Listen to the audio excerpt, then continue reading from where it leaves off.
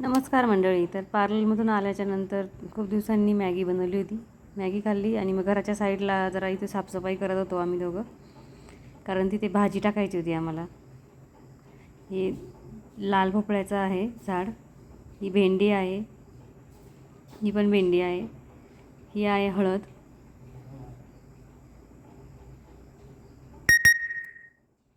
आणि हे लिंबाचं झाड आहे.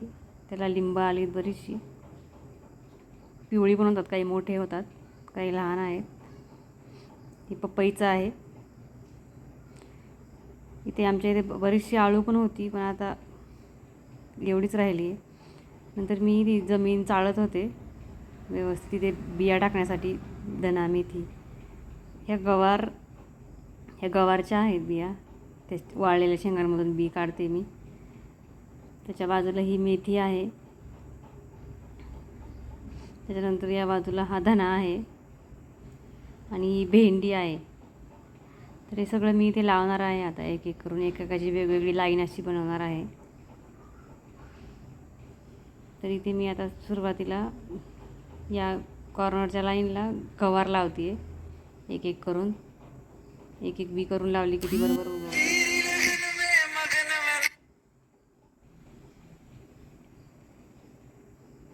गवार लावल्यानंतर या साईडला भेंडी लावत होते. एक एक लाईन अशी एक एक बी रुजवली की बरोबर येते. नंतर इथे मेथी टाकली, मेथी टाकून घेते पूर्ण, थोडं अर्धी मेथी आणि अर्धा धना टाकल्यानंतर तिथे कोथिंबीर येईल आणि त्या साईडला मेथीची भाजी येईल. तर या साईडला मग आता धना टाकते.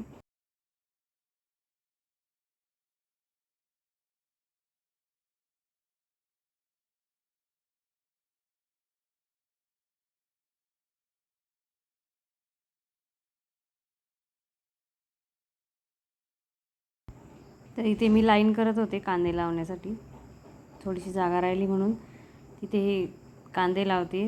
त्यांना मोड आलेले आहेत ते, त्यानंतर कांद्याची पात येते, त्याच्यानंतर भाजी बनवली की छान लागते.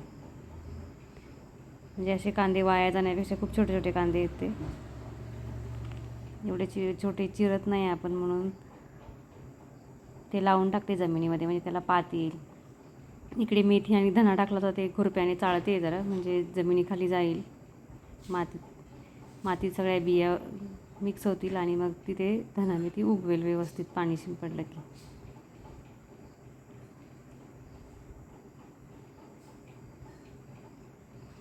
तर बाय मंडळी, कसा वाटला माझा व्हिडिओ नक्की सांगा.